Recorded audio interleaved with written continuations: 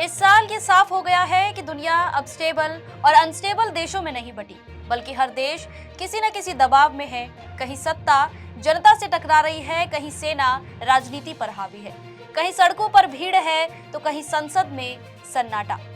आज के एपिसोड में हम किसी एक देश की नहीं बल्कि दुनिया के उन सभी देशों की चर्चा करेंगे जो किसी न किसी कारण से साल 2025 में सुर्खियों में रहे। फिर चाहे वह कोई बिल हो, कानून हो, कोई आंदोलन हो, सरकार का गिरना हो या तख्ता पलट। नमस्कार, आप देख रहे हैं पॉलिटिकल पंचायत का खास शो दुनिया की पंचायत। मैं हूं आपके साथ श्वेता चौहान। सबसे पहले बात करते हैं इस साल कौन कौन से देशों में सरकार गिरी। इस लिस्ट में सबसे पहला नाम है फ्रांस का। फ्रांस में एक बड़ा संकट पैदा हुआ जब प्रधानमंत्री फ्रांसवा बायरू संसद में विश्वास मत हार गए। यहाँ ये बात ध्यान देने वाली थी कि फ्रांसवा बायरू फ्रांस के राष्ट्रपति इमैनुअल मैक्रों द्वारा नियुक्त तीसरे प्रधानमंत्री थे जिन्हें हटना पड़ा। बायरू अपने पद पर महज 8 महीने ही रह सके। इसके बाद मेडागास्कर का नाम आता है क्योंकि मेडागास्कर में भी सरकार गिरी। अफ्रीका के पूर्वी तट पर स्थित द्वीपीय देश मेडागास्कर में बिजली पानी की कमी और महंगाई के मुद्दे पर वहां के युवा, खासकर जेन जी, सड़कों पर उतर आए। राष्ट्रपति एंड्री राजोएलेना के खिलाफ वहां भारी विरोध प्रदर्शन के चलते मजबूरन उन्हें अपना देश छोड़ना पड़ा। भारत का पड़ोसी नेपाल भी इस लिस्ट में शामिल है। इस साल सितंबर महीने में जब नेपाल में केपी शर्मा ओली की सरकार ने सोशल मीडिया बैन किया तो जनता सड़कों पर उतर आई। इस प्रदर्शन ने हिंसक रूप धारण कर लिया। सरकार ने सोशल मीडिया बैन का फैसला तो वापस ले लिया, इसके बावजूद प्रधानमंत्री केपी शर्मा ओली को अपना पद छोड़ना पड़ा। इसमें आखिरी नाम है बुल्गारिया, जो हाल ही में खबरों में था। बुल्गारिया के शहरों में प्रदर्शनों की भीड़ ने सरकार के विरुद्ध ऐसा कोहराम मचाया कि प्रधानमंत्री को इस्तीफा देना पड़ा। यह फैसला तब लिया गया जब संसद में रोसेन जेल्याज़कोव सरकार के खिलाफ अविश्वास प्रस्ताव यानी नो कॉन्फिडेंस मोशन पर वोटिंग होने वाली थी। सबसे खास बात यह है कि ये कदम बुल्गारिया के यूरोजोन में शामिल होने से ठीक 20 दिन पहले उठाया गया। प्रदर्शनकारियों ने जेल्याज़कोव की सरकार पर बड़े पैमाने पर भ्रष्टाचार का आरोप लगाया और इसी वजह से जनता सड़कों पर उतर आई। अब बात करते हैं साल 2025 में कौन कौन से बिल, कानून और केस सुर्खियों में रहे। इसमें सबसे पहला है वन बिग ब्यूटीफुल बिल। जनवरी में जब डोनाल्ड ट्रंप सत्ता में लौटे तो उन्होंने जुलाई में वन बिग ब्यूटीफुल बिल पर साइन कर इसे कानूनी रूप दे दिया।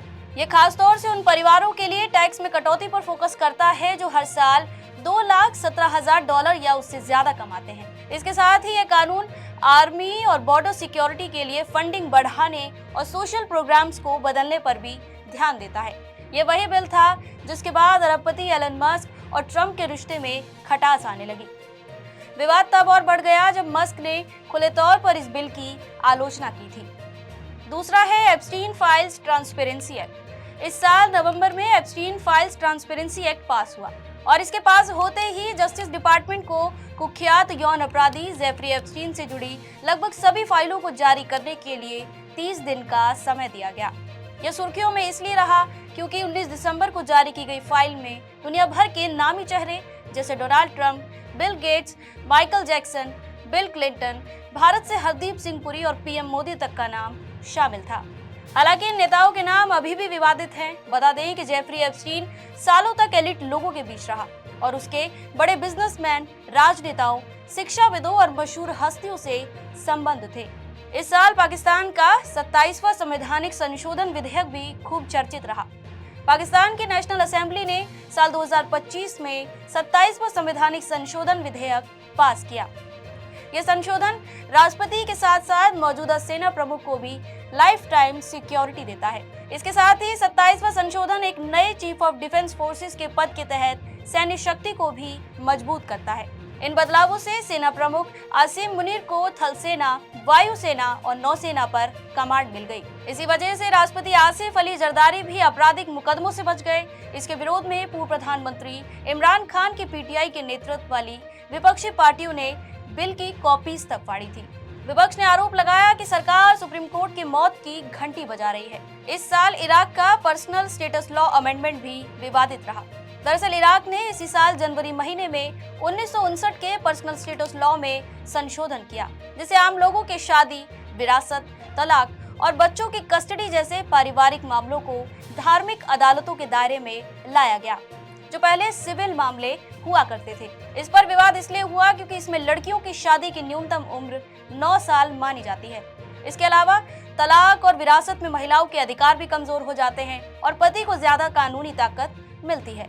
इस पर महिला संगठनों का कहना था कि यह संशोधन इराक को दशकों पीछे ले जा रहा है। वहीं भारत में वक्फ संशोधन अधिनियम और मनरेगा में संशोधन भी बहस का विषय रहा।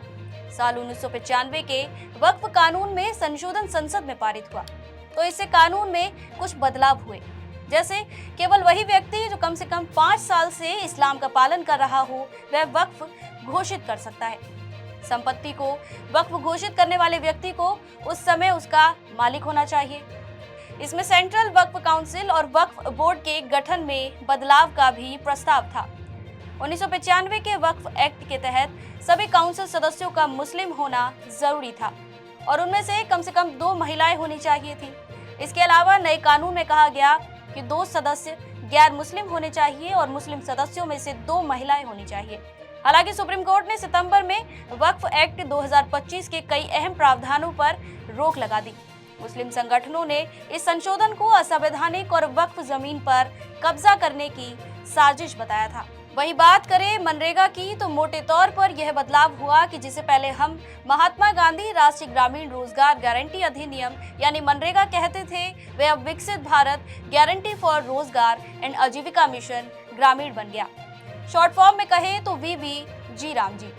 अब इसका सारा खर्चा केंद्र सरकार नहीं उठाएगी, राज्य सरकारों पर भी इसका भार डाला गया और काम के 100 दिनों से बढ़ाकर इसे 125 दिन कर दिया गया, जिस पर विपक्ष का कहना है कि यह गरीब के काम के अधिकार और भारत के संघीय ढांचे पर एक हमला है। ऑस्ट्रेलिया भी सोशल मीडिया से जुड़े कानून को लेकर खबरों में बना रहा, क्योंकि वहां 16 साल से कम उम्र के बच्चों के लिए सोशल मीडिया बैन कर दिया गया और यह ऐसा करने वाला दुनिया का पहला देश बन गया। ऑस्ट्रेलियाई प्रधानमंत्री एंथनी अल्बनीज ने कहा कि यह सुधार ऑस्ट्रेलियाई बच्चों की जिंदगी बदल देगा, जिससे वे अपना बचपन जी सकेंगे। यूट्यूब, मेटा और दूसरे सोशल मीडिया दिग्गजों ने इस बैन की निंदा की। कई किशोरों ने यह भी कहा कि वे इस बैन के खिलाफ हैं। अब बात करते हैं उन नेताओं की जो इस साल सुर्खियों में रहे। इनमें सबसे पहला नाम है डोनाल्ड ट्रंप का। डोनाल्ड ट्रंप की नोबेल पीस प्राइज जीतने की चाहत पूरी दुनिया से छिपी नहीं। इसी वजह से वे कभी इजराइल फिलिस्तीन का वॉर रोकने की कोशिश करते रहे, कभी यूक्रेन रूस के बीच सीज फायर की कोशिशों में लगे रहे, तो कभी थाईलैंड और कंबोडिया के बीच विवाद में शांति का मसीहा बनने की सोची। इस लिस्ट में दूसरा नाम है व्लादिमीर पुतिन का। रूस के राष्ट्रपति व्लादिमीर पुतिन अपनी जिद और भारत के दौरे की वजह से खबरों में बने रहे। पुतिन की जिद ये है कि वो यूक्रेन के कब्जा किए क्षेत्र पर अपना हक नहीं छोड़ेंगे। वहीं जब पुतिन इसी दिसंबर की शुरुआत में भारत आए तो सारी दुनिया की निगाहें उन पर टिकी रही, खासतौर से तब जब उन्होंने राजघाट का दौरा किया, जिसे हिंसा के संदेश के रूप में देखा जा रहा था। वहीं जापान की पहली महिला प्रधानमंत्री साने तकाइची के बयान ने इस साल चीन को खासा नाराज कर दिया था। वहीं जापान की पहली महिला प्रधानमंत्री साने तकाइची के बयान ने इस साल चीन को खासा नाराज कर दिया था। दरअसल 7 नवंबर को तकाइची ने संसद में विपक्ष के सवाल का जवाब देते हुए कहा कि अगर उनके देश के अस्तित्व पर खतरा आएगा तो वो सैन्य कार्रवाई करने से नहीं हिचकिचाएंगी। ये उन्होंने विधानसभा पर चीन के बढ़ते दखल को ध्यान में रखते हुए कहा था। इस पर बीजिंग ने भी आक्रामक रवैया अपनाया और कहा कि तकाइची को अपना बयान वापस लेना चाहिए। इसके अलावा इजराइल के पीएम बेंजामिन नेतन्याहू भी हाल ही में कतर गेट घोटाले के चलते सवालों से घिरे रहे। ऐसे आरोप है कि नेतन्याहू के मीडिया सलाहकारों को कतर के एक प्रतिनिधि ने इजरायली न्यूज मीडिया में कतर के हितों को बढ़ावा देने के लिए फंडिंग की थी। इस लिस्ट में आखिरी नाम है जॉर्जिया मेलोनी का। जॉर्जिया मेलोनी ने भी इस साल अपने एक बयान से खूब सुर्खियां बटोरी। बता दें कि फरवरी 2025 में कंजर्वेटिव पॉलिटिकल एक्शन कांग्रेस में इटली की पीएम मेलोनी ने दक्षिणपंथी को लेकर कहा कि वामपंथ दोहरे मापदंड के साथ आगे बढ़ता है, तो वहीं उनके जैसे कंजर्वेटिव लोग जरूरी आजादी और राष्ट्रीय पहचान की रक्षा कर रहे हैं। उस दौरान इटली के विपक्षी नेताओं ने इस कार्यक्रम को नव फासीवादी का मंच कहा था। तो ये थी इस साल की सबसे चर्चित बातें और उनसे जुड़े लोग। आज के लिए बस इतना ही। आप देख रहे थे पॉलिटिकल पंचायत का खास शो दुनिया की पंचायत।